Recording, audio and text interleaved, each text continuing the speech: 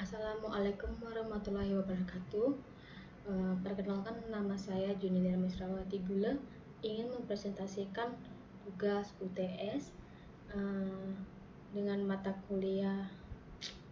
Assalamualaikum warahmatullahi wabarakatuh. Perkenalkan, nama saya Junida Misrawati Gula dengan NIM 28923500054 dari Prodi Manajemen. Ingin mempresentasikan tugas UTS dengan mata kuliah Manajemen Operasional dengan judul Desain Produk dan Jasa. Langsung saja, yaitu pemilihan produk dan jasa. Strategi pemilihan produk dan jasa disusun dengan melakukan seleksi atas keinginan pelanggan, tingkat lokal, regional, maupun tingkat dunia yang sesuai dengan patokan yang ditetapkan perusahaan. Selanjutnya, mendefinisikan produk yang akan dihasilkan dalam sistem manajemen operasional, dan implikasi dilanjutkan dengan membuat desain produk yang akan diproduksi melalui manajemen operasional. Didasarkan pada keinginan pelanggan atau kepuasaan pelanggan, fokus pada satu produk atau jasa. Produk life cycle. Perkenalan atau introduction masih menyusahkan pasar yang banyak biaya untuk riset, pengembangan produk, modifikasi proses, pengembangan pemasok. Kedua, pertumbuhan. Desain produk sudah stabil sehingga perlu peramalan kebutuhan kapasitas yang efektif dan perlu peningkatan kapasitas agar dapat memenuhi permintaan. Ketiga, kematangan. Pesaing sudah dapat dipastikan akan memerlukan inovasi, pengendalian biaya harus lebih baik, meningkatkan keuntungan dengan pembatasan lini produk. Keempat, penurunan. Produk hampir mati, maka mungkin perlu menghentikan produk tersebut dan menggantinya dengan desain produk baru. Menciptakan produk baru. Satu, yaitu peluang menciptakan produk baru. Keadaan yang memberikan peluang munculnya produk baru diantaranya adalah satu, pemahaman konsumen. Kedua, perubahan ekonomi. Ketiga, perubahan sosiologi dan demografis. Keempat, perubahan teknologi. Kelima, perubahan politik atau peraturan. Keenam, perubahan yang lain seperti praktik pasar, standar profesi, supplier, dan distributor.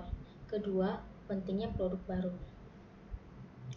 Perusahaan perlu terus-menerus melakukan upaya menciptakan produk baru atau perbaharuan produk untuk dapat mengimbangi persaingan yang dihadapi, diantaranya produk substitusi maupun perubahan kebutuhan dan keinginan konsumen.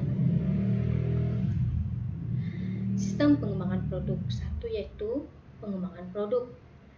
Satu, yaitu ide, bisa berasal dari dalam perusahaan, misalnya bagian riset dan pengembangan, dan dari luar melalui pemahaman perilaku konsumen, persaingan teknologi, pekerjaan, persediaan. Tahapan ini menjadi dasar untuk masuki pasar dan biasanya mengikuti strategi pemasaran yang dilakukan perusahaan. Kedua, kemampuan yang dimiliki perusahaan untuk merealisasikan ide dengan melakukan koordinasi dari berbagai bagian yang terkait di perusahaan yang bersangkutan. Ketiga, permintaan konsumen dengan cara mengidentifikasi posisi dan manfaat produk yang diinginkan konsumen melalui atribut tentang produk. Keempat, spesifikasi fungsional. Bagaimana suatu produk bisa berfungsi dengan melalui identifikasi karakteristik engineering produk, kemungkinan dibandingkan dengan produk dari pesaing. 6. Spesifikasi produk. Bagaimana produk dibuat melalui spesifikasi fisik seperti ukuran, dimensi. Review desain. Apakah spesifikasi produk sudah yang terbaik dalam memenuhi kebutuhan konsumen? Tes pasar. Apakah produk memenuhi harapan konsumen? Untuk memastikan prospek kedepannya melalui penjualan dalam jumlah besar. Perkenalkan di pasar dengan memproduksi secara massal untuk dipasarkan. Evaluasi untuk mengukur sukses atau gagal, karena apabila gagal secara cepat bisa diganti produk lain yang lebih menguntungkan. Quality Foundation Development adalah suatu proses menetapkan keinginan pelanggan tentang apa yang diinginkan konsumen dan menerjemahkan menjadi atribut bagaimana agar tiap area fungsional dapat memahami dan melaksanakannya. Alat yang digunakan dalam Quality Foundation Development adalah rumah kualitas, yaitu merupakan teknis grafis untuk menjelaskan hubungan antara keinginan konsumen dan produk, barang atau jasa. 6 langkah dasar untuk membuat rumah kualitas yaitu 1. Identifikasi keinginan konsumen.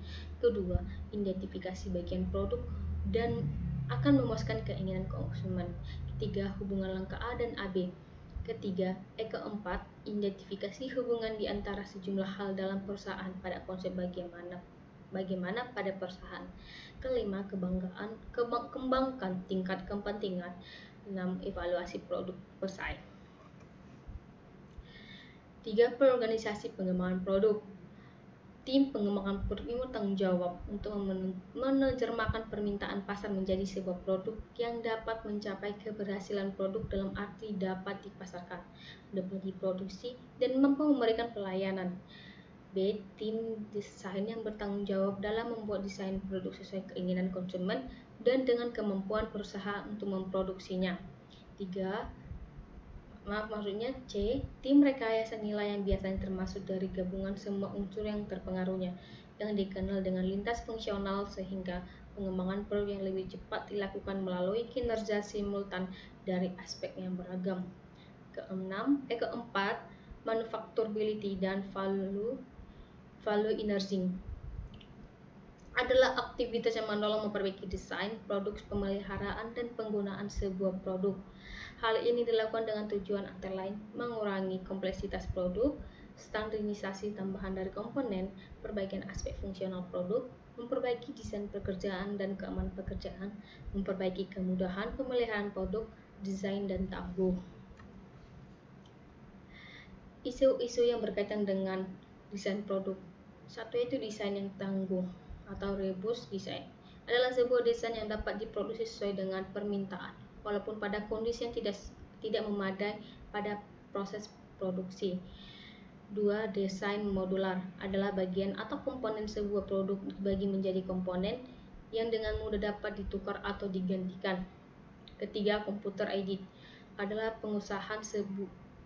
penggunaan sebuah komputer secara interaktif untuk mengembangkan dan mendokumentasikan suatu produk. Computer aided manufacturing adalah penggunaan teknologi informasi untuk mengendalikan mesin. 5.